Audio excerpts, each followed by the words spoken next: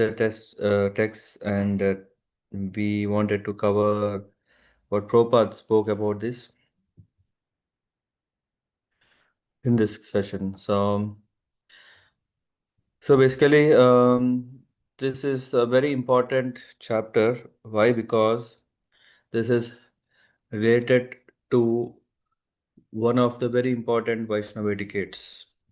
What is that? Uh, that not offending a Vaishnava, and especially not offending one's guru.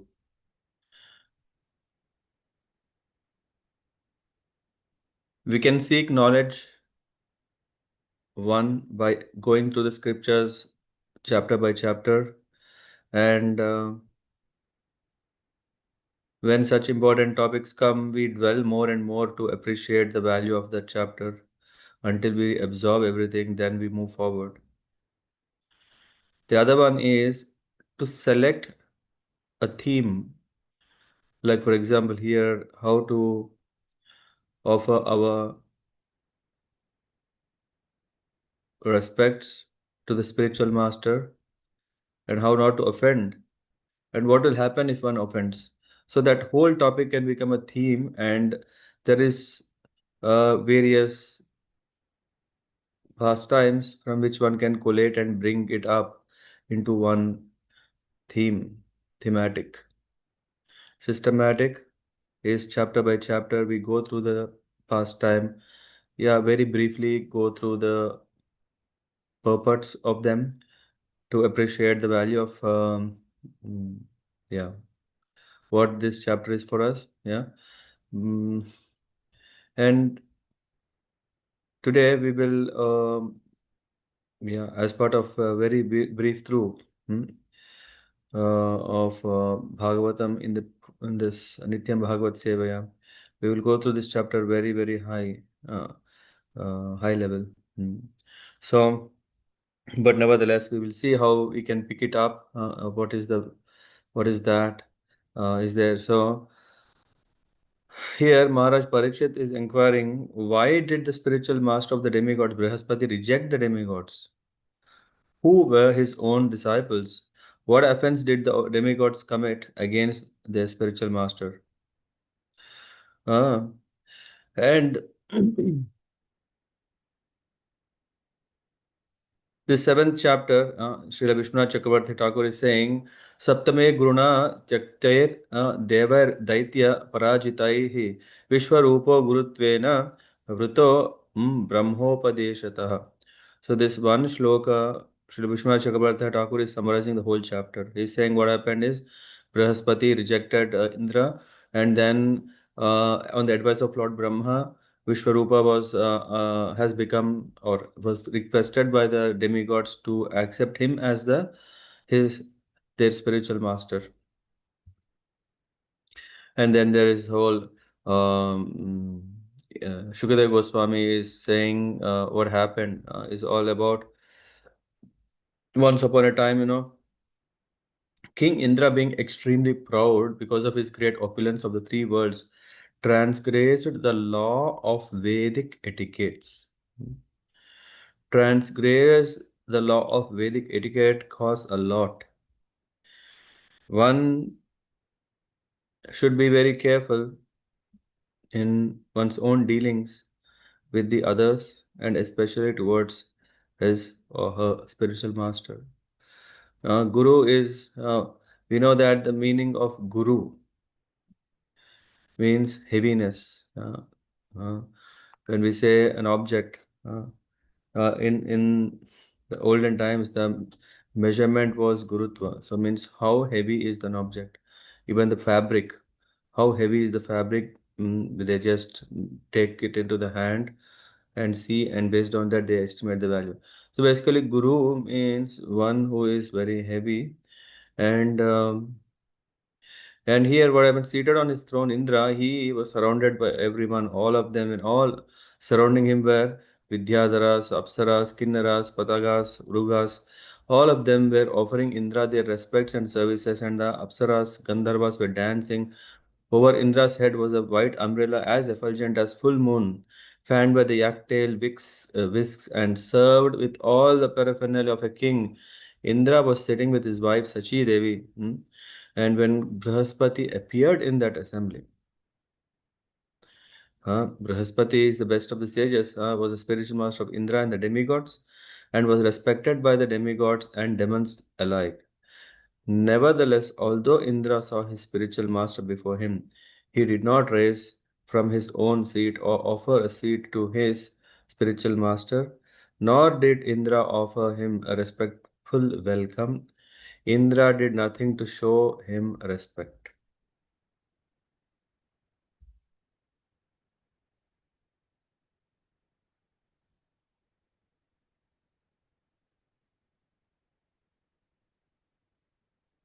Just a thought of disrespecting a spiritual master can be so dangerous. Yeah, of course. Yeah, we may see, yeah, he's a normal person who is having two hands, one head, two legs. Yes, he's among us, and I am the king. That was the mood of Indra when everyone were offering respects. Indra was thinking, okay, yeah, especially, of course, he was having his dear wife next to him, and then he didn't offer his respect to his own guru. Here we should make a very clear note how to offer. Well, first of all, we should offer respect to the spiritual master as soon as we see, we go, we pay obeisances. There is no second thought, and there is no something one may say, okay, let us offer. Why there is so hurry? No, the sense of offering obeisances itself shows how important it is. Yeah, that okay, such a person has come, my guru, and then one is offering immediately. As soon as one sees Guru, one should offer obeisances. Yeah. And here, when Brihaspati came, Indra, although he saw his spiritual master before him, he did not rise from his own seat or offer a seat to his spiritual master. So first thing is, yeah, I mean, let's try to hmm, structure it.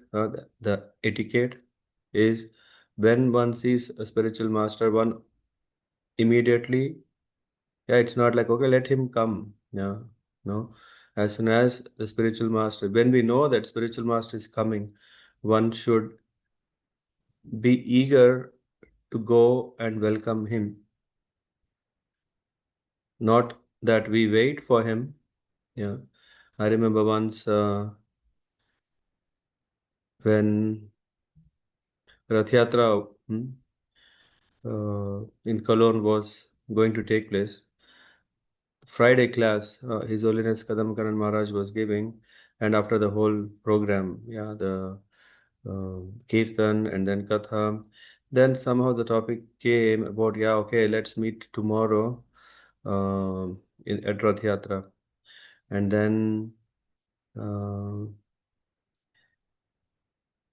Maharaj said, yeah, let's see tomorrow. Of course, if you come or doesn't, the Rath Yatra will anyway start at 11 o'clock. So, and also in various other occasions, we hear that when the deities come, we go and welcome the deities. Same, when the spiritual master is coming, we welcome, we go. It's not that let him come, like we go, earnestly look forward for his coming. And when the doors open, or when we do open the door, then when we see our guru, then we offer our dandavat. Offering dandavats also on the streets. Yeah, okay. Sometimes it's very awkward when we are in the Western world, in the Western part of the world. People may not appreciate what is this. Yes. And also sometimes gurus they may find or they may feel quite embarrassing how others would see. So yes, one could not do a full flat dandavats to the spiritual master, but one could just do a short, yes, Dhanavad, and after coming home once again offer the full Dhanavad.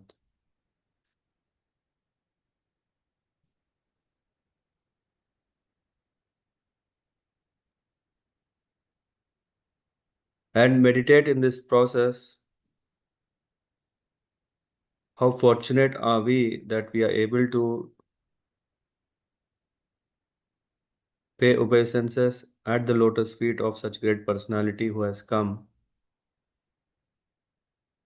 and earnestly seek his blessings and mercy,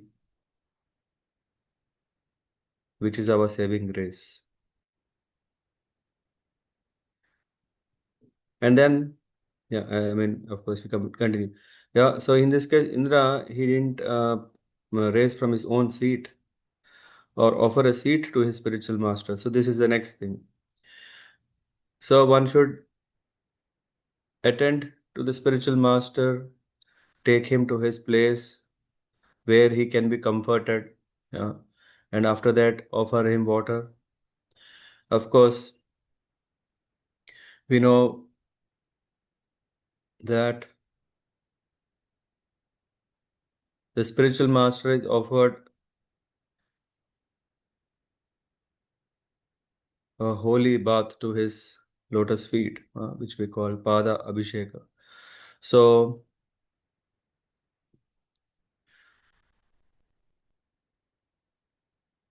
after doing that, one is sprinkling the holy water on his head. This is what, I mean, of course, Krishna himself has demonstrated when he met Sudama, and he has. But when we're talking about even spiritual masters, when they come, this is what is done. One may say, okay, but will Indra has to do every time all these things? Yes. Uh, does Indra has to do all these things? Like, is the arrangements to be there and is it every day? Because they keep seeing maybe Brihaspati, sage Brihaspati coming every day and join in the assembly and be there. So here one shouldn't forget the etiquette of how to honor one's spiritual master. Brihaspati was not just the guru of Lord Indra, but all the demigods. And Brihaspati is so intelligent, so intelligent that even the Devatas and Daityas, they both offer him respect alike. So yeah, so we get up from our place, go receive welcome, honor him a seat, wash his lotus feet, sprinkle the water on the head, and then offer him some drink, argyam, and then ask. I mean, there's a whole process. I'm just um going to going through the steps. The next one is asking the well-being. Uh, how, I mean, if we haven't seen for quite long time, or even yeah, just checking how is he doing today, and what he would like to have, and yeah, there are these Kushala Prashnas asks. One should ask what he would like to have,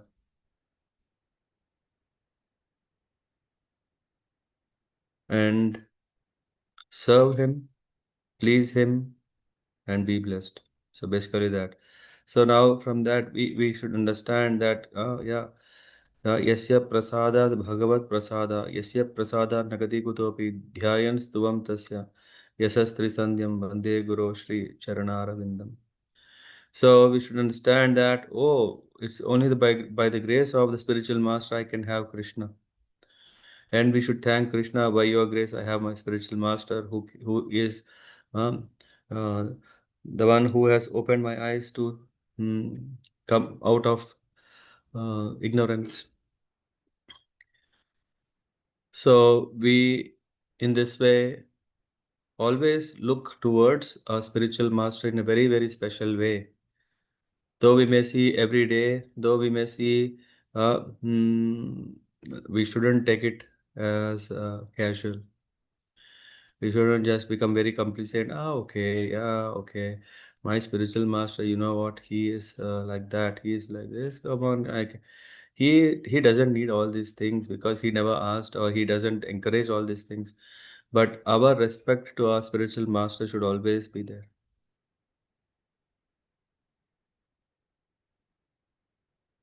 Yeah, it's nothing. It's not something very casual. It's very, very priceless. It's so priceless and honoring. I mean, here we call Vedic etiquettes. We should understand these etiquettes have a purpose. We cannot become Gen Zs or the next or whosoever. Forget about Gen Zs, even any generation in the past or in the future should not neglect this etiquette. In the past, Indra has neglected. And what happened? This is chapter is telling what happened. And then, tato nirgatya sahasa uh, kavir angirasah prabho ayu swa graham tushnim vidwan srimad vikriyam. So Brihaspati knew everything that would happen in future. Seeing Indra's transgress of etiquette, he completely understood that Indra was puffed up by his material opulence. Although able to curse Indra, he did not do so. Instead, he left the assembly and in silence returned to his home. At least, at least the good fortune when we have a Vaishnava Guru is, yeah, they try to not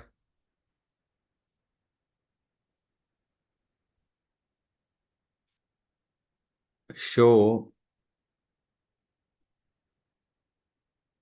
um,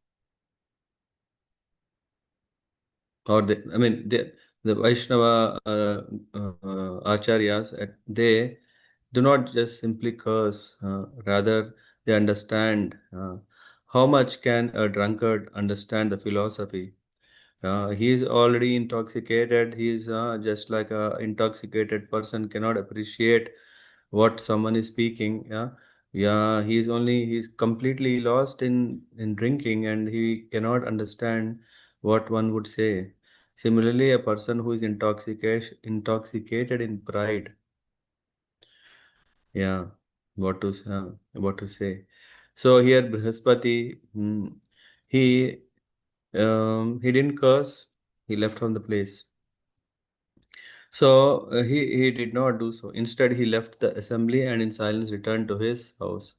And then Indra could immediately understand his mistake. Oh, realizing he had disrespected his spiritual master, he condemned himself in the presence of all members of the assembly. This time Indra could understand what happened. Why did my spiritual master he left? Hmm? Why did he leave? And then he immediately could understand. And then it said, Aho bata maya sadhu kritam vai dabra buddhina yan maheshwarya mattena guru sadasi kat katkritah katkritah. So he felt very sad and he regretted for what he has done. He understood he has committed Vaishnava Aparad. He has understood that he has Guru Aparad. And why? Because he himself is saying, my intelligence is lost and my pride in my material opulences is because of that. I have failed. I failed to show respect to my spiritual master when he entered this assembly, and thus I have insulted him. Yeah, one may say, okay, that's fine. If I don't get up, that's not a big thing. One should understand. It's a very big thing. Yeah. And instead, although I am the king of demigods who are situated in the mode of goodness, I was proud of a little opulence and polluted by false ego. In this purport, in this verse purport, it's mentioned Sri Chaitanya Mahaprabhu prayed to the Supreme Lord, na dhanam na janam na sundarim kavitam va jagadisha kame. Oh my Lord, I do not aspire for material opulence or wealth, nor do I want a great number of followers to accept me as their leader, nor do I want a very beautiful wife to please me. मम जन्मनि जन्मनीश्वरे भगवता भवतात् भक्तिर अहेतुकी त्वयि. Mama Janmani Janmanishwara. In every life, what I want. I don't want popularity. I don't want riches. I don't want followers. I do not even want liberation. All I want, life after life, is to be a faithful servant of your of your lordship.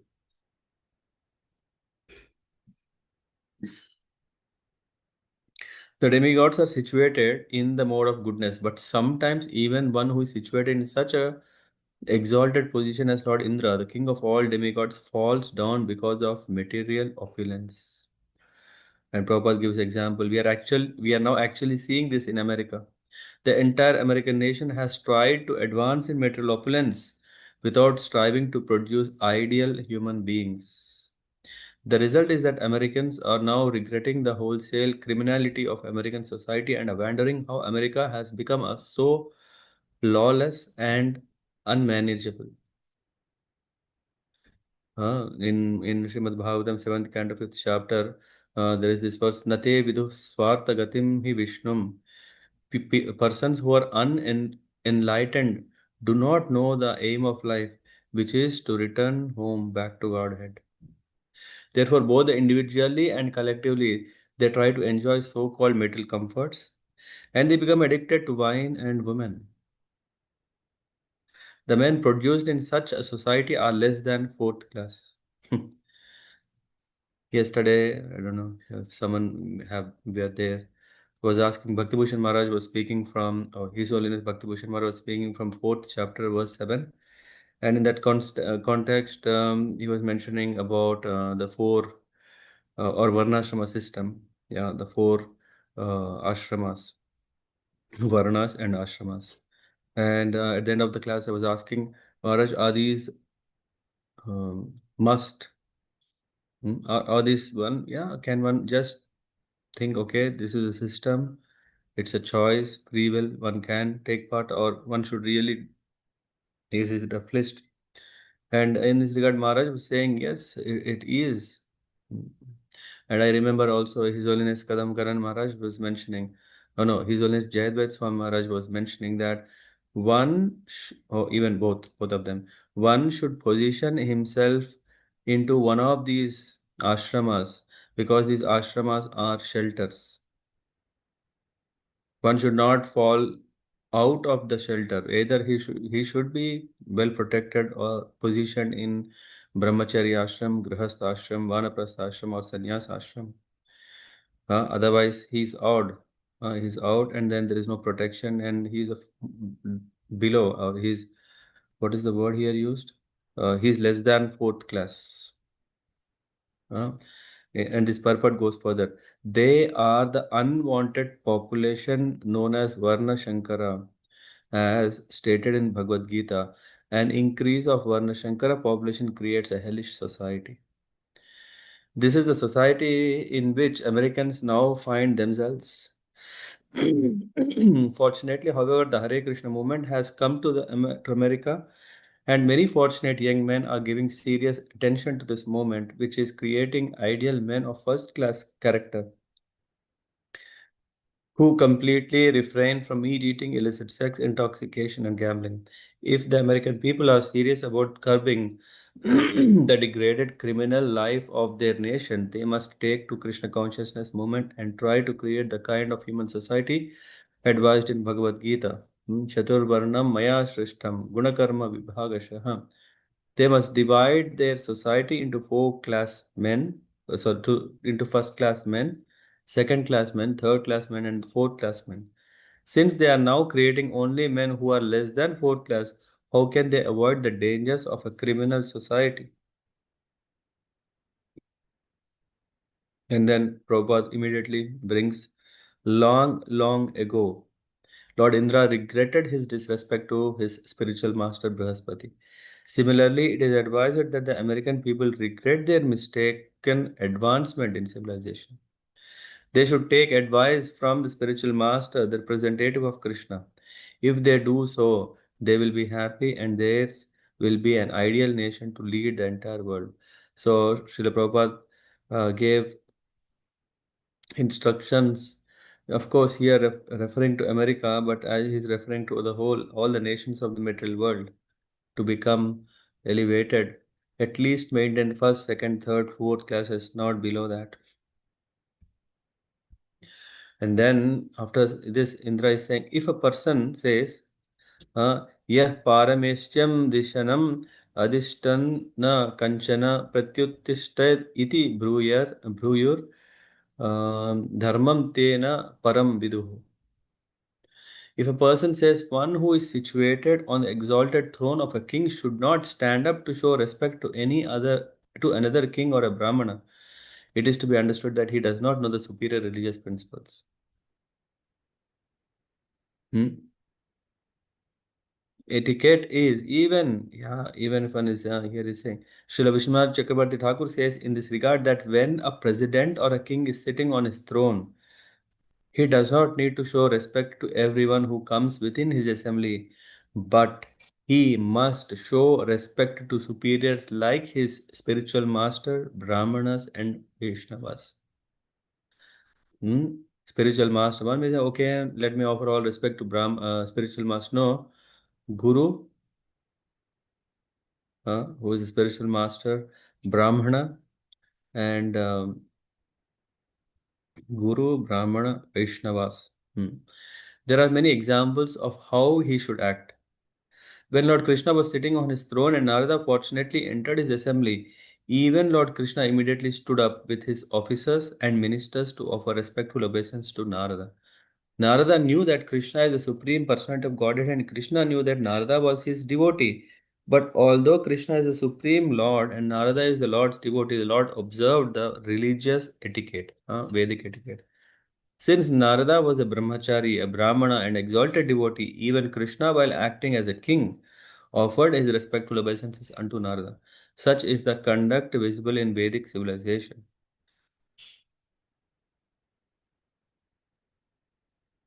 Hmm.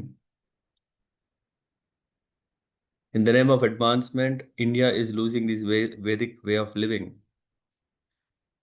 But still, I mean, um, His Holiness Bhakti Bhushan Maharaj often refers, yesterday also he was mentioning India has culture. How the subordinates respect the seniors. Maharaj was giving the example that how people offer respect to elderly people, how they ensure that prasadam is distributed first. Maharaj always says, whenever there is a home program, Maharaj says, see, this is the first class etiquette that one should, when one prasadam distribution starts, the elderly people are given prasadam first. Hmm. And another etiquette, I mean, today I don't know, it could be an etiquette class. Maharaj says, see the etiquette that one should ask again and again the guest, do you want more? What do you want us to serve? And uh, until mm, the guest is completely satisfied, one should offer him prasadam. So, such is the conduct visible in Vedic civilization, a civilization in which the people do not know how the representative of Narada and Krishna should be respected, how society should be formed, and how one should advance in Krishna consciousness. A society concerned only with manufacturing new cars and new skyscrapers every year and then breaking them to pieces and making new ones may be technologically advanced, but it is not a human civilization. Ah, a human civilization is advanced when its people follow the Chaturvarnya system, the system of four orders of life. They must be ideal first class men to act as an advisors, second class men to act as administrators, third class men to produce food and protect cows, and fourth class men who obey the three higher classes of society. Again, back yesterday from Bhakti Bhushan Maharaj, he was mentioning that yes, the three classes, the fourth class is supporting the three upper classes, and the three upper classes are giving shelter, protection to the fourth class. A society without Vedic laws and regulations will not be very helpful to humanity. Dharmam te na param viduhu. Such a society does not know the aim of life and the highest principles of religion. तेषां कुपतः देष्ट्राणां पततां तमसि हि अधः ये श्रद्धयोर्वचस्ते वै मज्जन्ति अस्म प्लवा इव.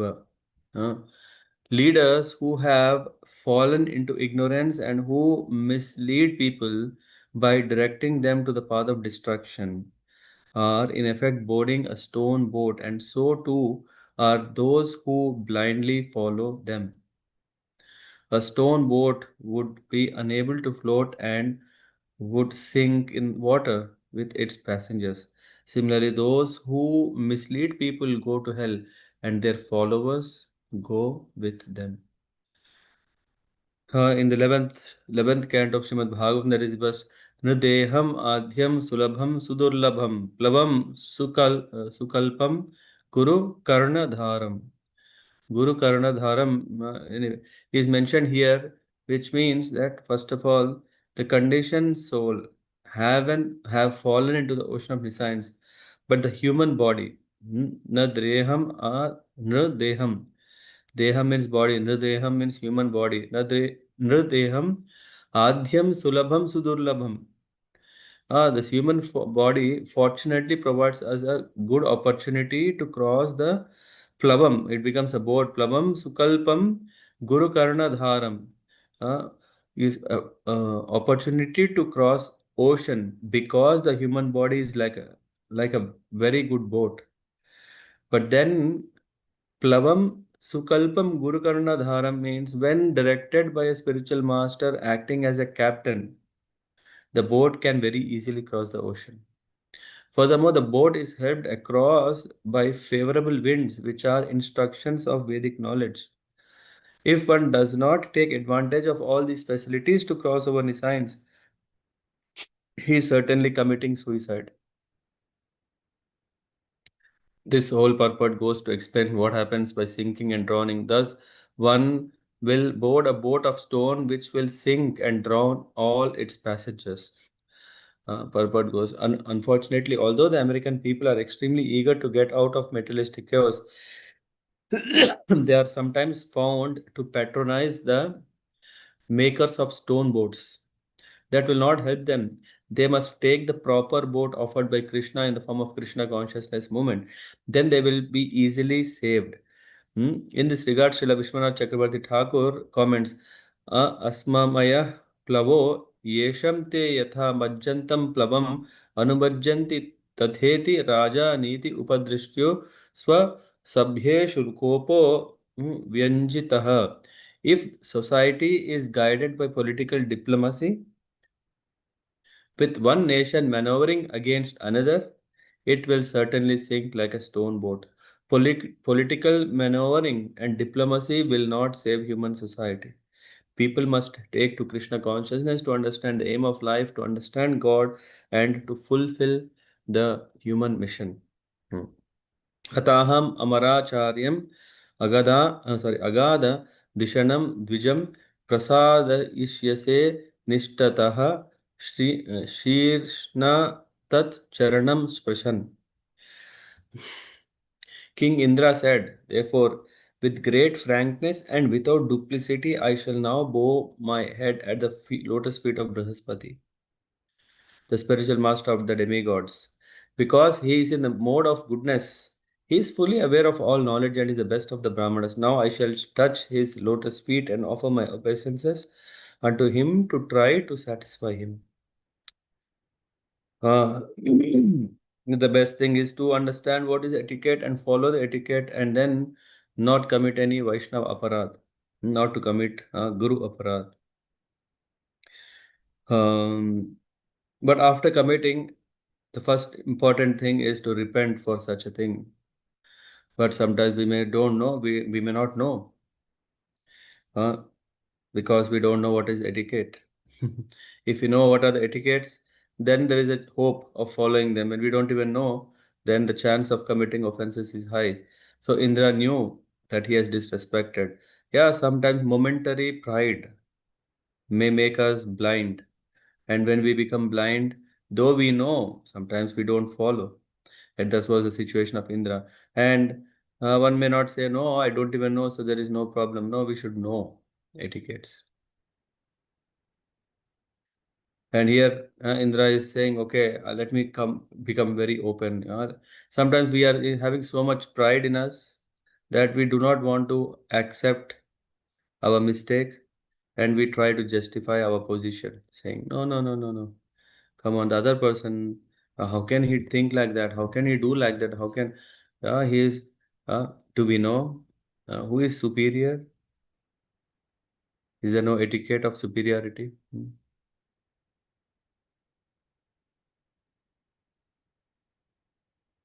This is what we need to preserve. This is what we need to learn. This is what we need to demonstrate so that our next generations can learn from us. It not only saves us, it also saves the future generations.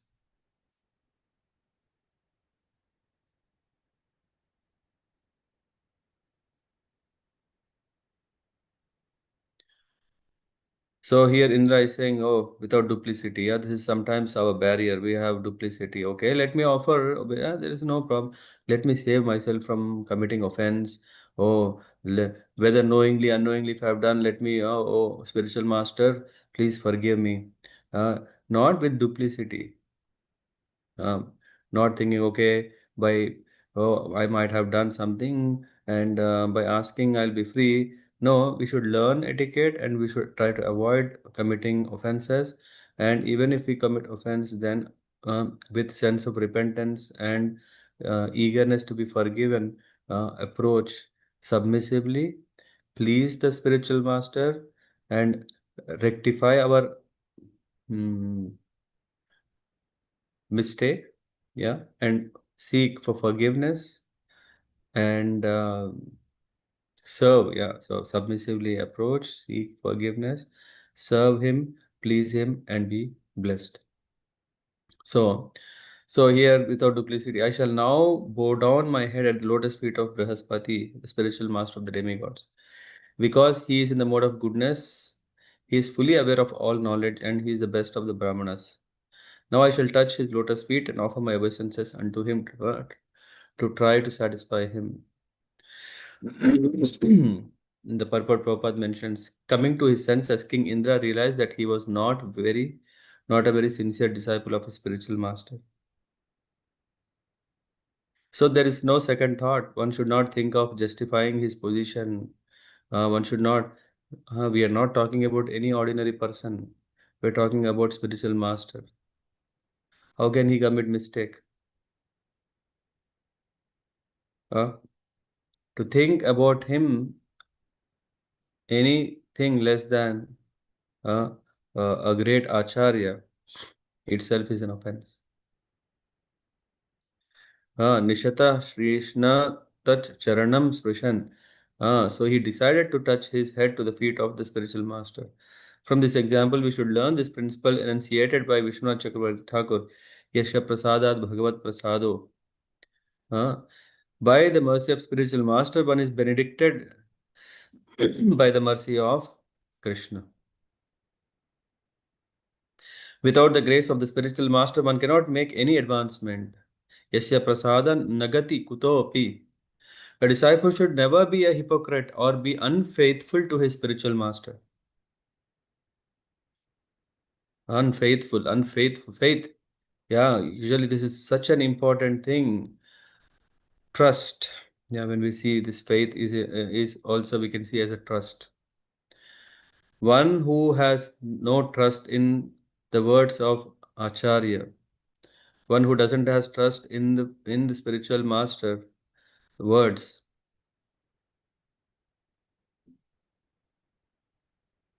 Hmm. There is no more relation. There is no relation anymore between the disciple and the spiritual master. That's what here he said. He decided. Where am I? So here it says, Acharya Mam Vijaniyan. The spiritual master, the supreme personality of Godhead says that one should respect the spiritual master, accepting him as the Lord himself. Now, na avamanyeta karhichit. One should not avaman. Na avamanyeta karhichit. One should never think the Acharya an ordinary person. One should not disrespect the Acharya at any time. Familiarity sometimes breed contempt. Contempt, yeah. Contempt means okay, yeah. But one should be very careful in one's dealings with the Acharya.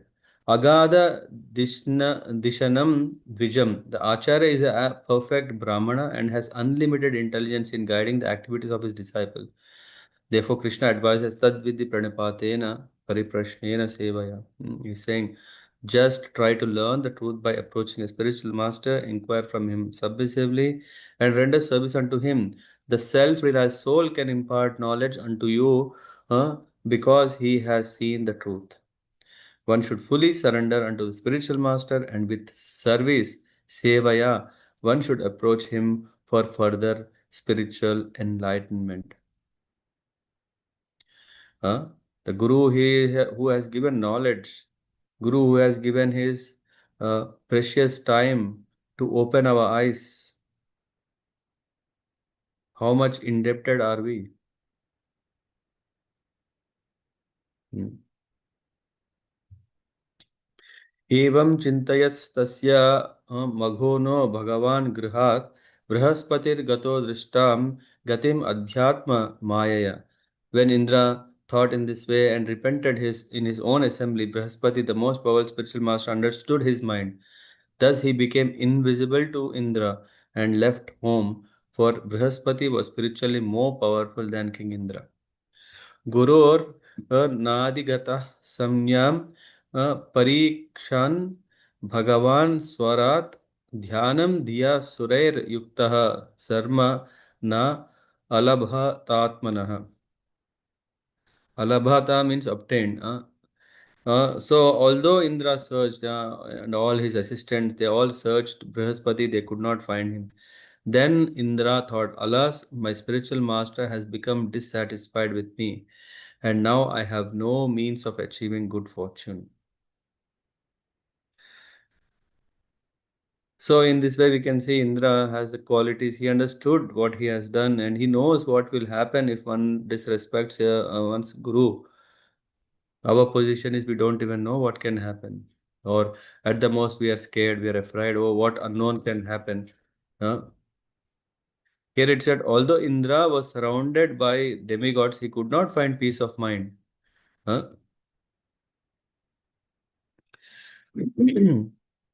Tat Shrutvaivasura sarva astriyo shana sammatam devan pratyudyamam chakrur durmada atatayinah. Atatai means equipped with arms for fighting. So hearing of this condition of Indra, the demons following instructions of their Guru Sukracharya equipped themselves with weapons and declared war against the demigods. Hmm? Anyway, what happened after this, we will continue tomorrow. So we'll stop here. So, oh, it's already 9:20. So here we can understand quite an important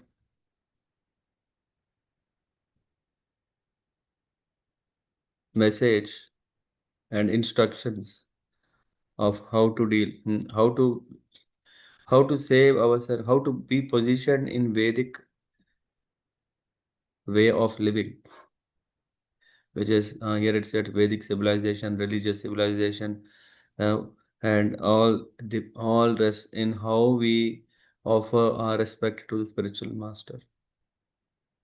Hare Krishna. We'll cover the next part tomorrow. Are there any thoughts or questions?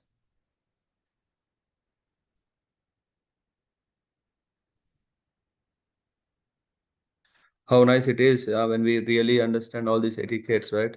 So I'm, yeah, thought just now came to my mind how nice it would be. Usually, Pragati Mataji may know whenever we come across these nice topics, we say, okay, let's park it for 7 day katha, right?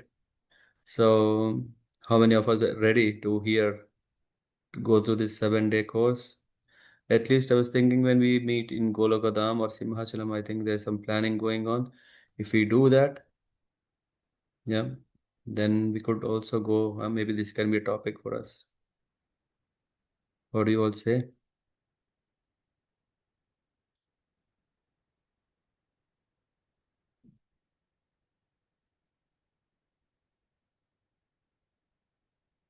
Hmm?